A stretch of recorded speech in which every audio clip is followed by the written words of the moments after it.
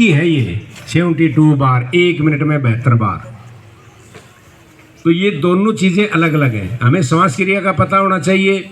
ABC breathing श्वास क्रिया, C circulation of blood रक्त संचार।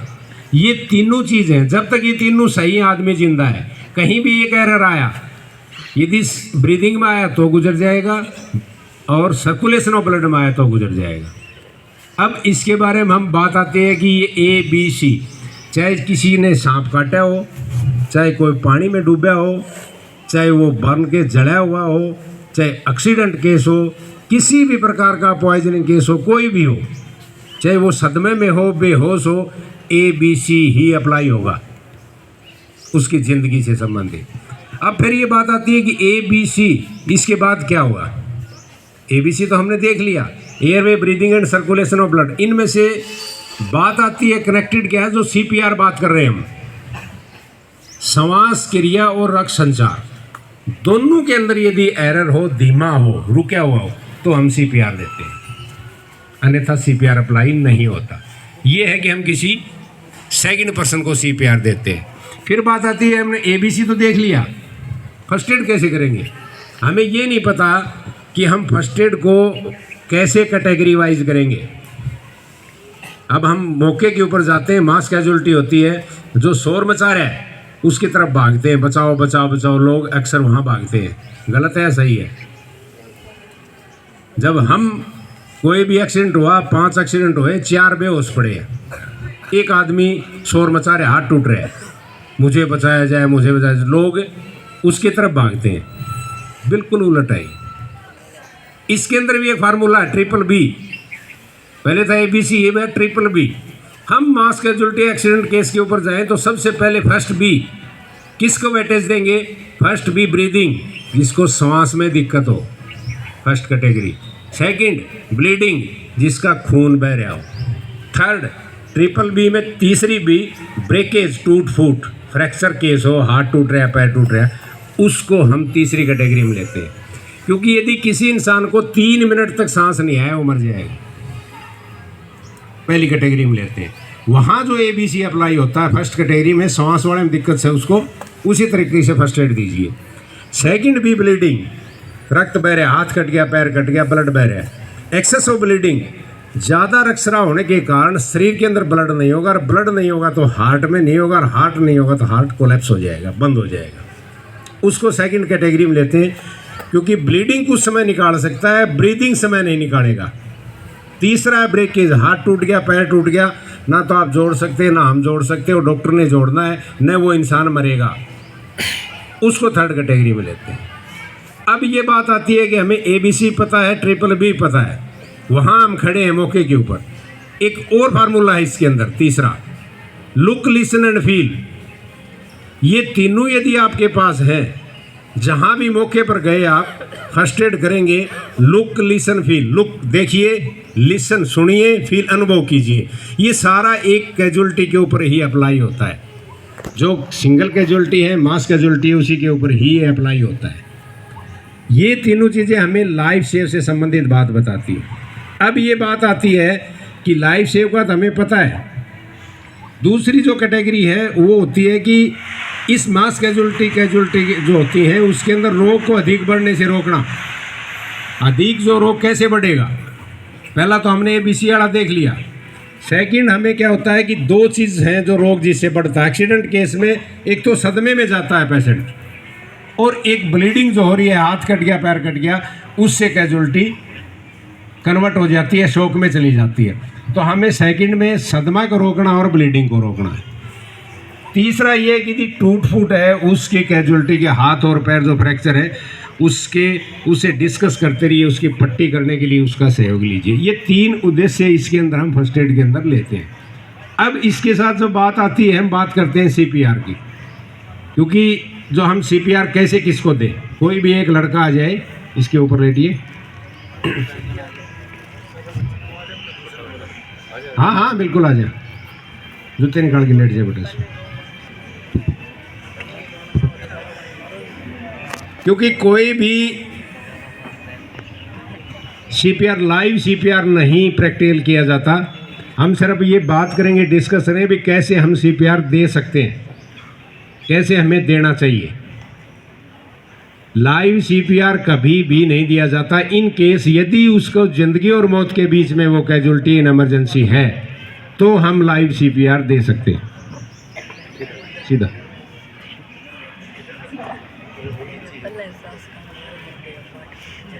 इधर से कर ले, सभी को दिख रहा होगा ना। हाँ। देखिए हम जो बात कर रहे थे पहले ABC, airway, breathing and circulation of blood. Airway, श्वास मार्ग, नाक से हम देखेंगे श्वास चल रहा है, श्वास मार्ग पहले खुला होना चाहिए। फिर सेकंड ब्रीदिंग, श्वास क्रिया। ये जो श्वास क्रिया है वो कैसे चेक करेंगे? मैंने आपको एक फार्मूला बताया था, लुक, लिसन एंड फील। पहला ही पॉइंट है, इस कैजुअल्टी के पास हम आए, हमने लुक, लिसन, फील देखे। इसको देखने के बाद ये कि भी इसकी श्वास चल रहा है नहीं, वो कैसे चेक करेंगे? चेस्ट है, चेस्ट के नीचे हमारे लंग्स हैं, इसके ऊपर हाथ रखा, नहीं महसूस हुआ। कान रखा, नहीं महसूस हुआ। अप एंड डाउन लंग्स नहीं हो रहे, नहीं महसूस हुआ। तो हम कैसे पता लगाएंगे कि ये सांस ले रहा है कोई ऐसा और तरीका? यदि इसको बिल्कुल आहिस्ता से भी सांस आता है तो एक कागज़ का टुकड़ा लेके नाक के ऊपर रखिए। यदि बिल्कुल आहिस्ता से सांस आ रहा है तो ये कागज़ का टुकड़ा हिलेगा। इट मीन्स इसको सांस आ रहा है, कंप्लीटली क्लोज नहीं है लंग्स। ये हमारा ब्रीदिंग से संबंधित हमने बेसिक इसकी देख लिया। फिर इसके बाद आती है सर्कुलेशन ऑफ ब्लड, रक्त संचार। वो कहाँ से पता चलेगा? हार्ट। हार्ट किस साइड होता है हमारा? लेफ्ट। कौन कह रहा है? एक बार हाथ खड़ा करिए। लेफ्ट कौन कह रहे हैं? हाथ खड़ा करिए।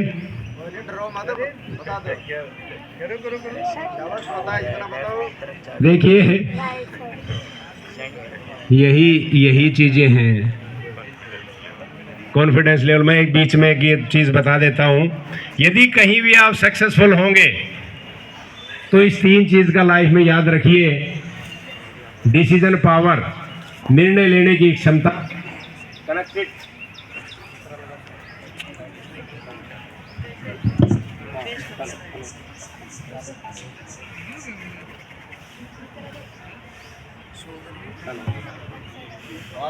हेलो हाँ ठीक। डिसीजन पावर, निर्णय लेने की क्षमता, connected to the will power, इच्छा शक्ति।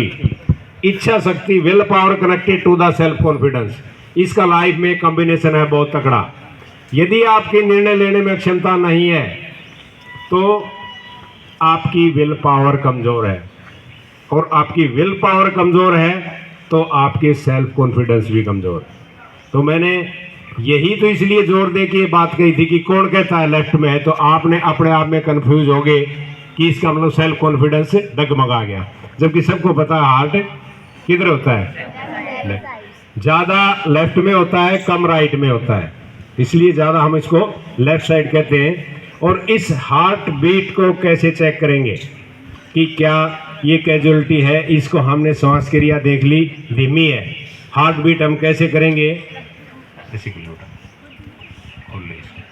आप ये देखिए, जो हमारा अंगूठा है, इस अंगूठे के अपना अपना चेक करके देखिए। इस अंगूठे के बिल्कुल सांस चलिए और यहाँ आगे रुक जाइए।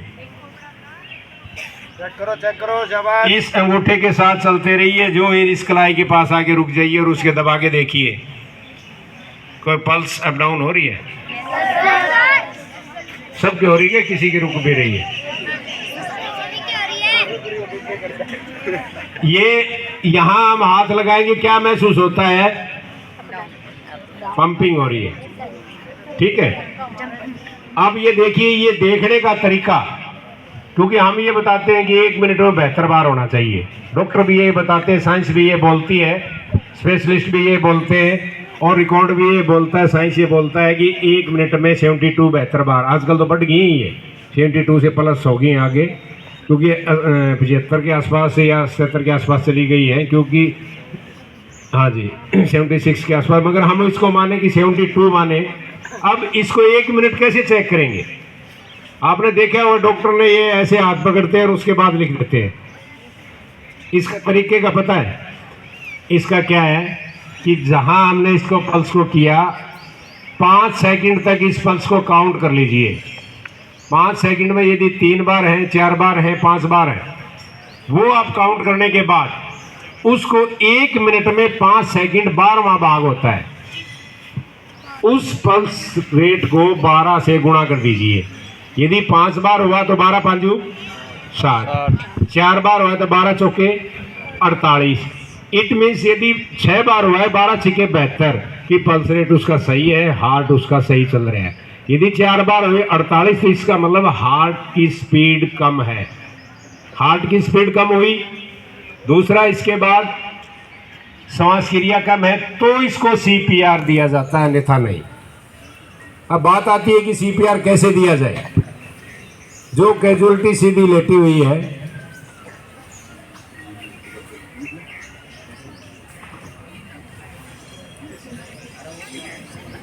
ये देखिए, यदि कोई भी CPR हम देंगे तो 2 × 30 का एक फार्मूला है इसका।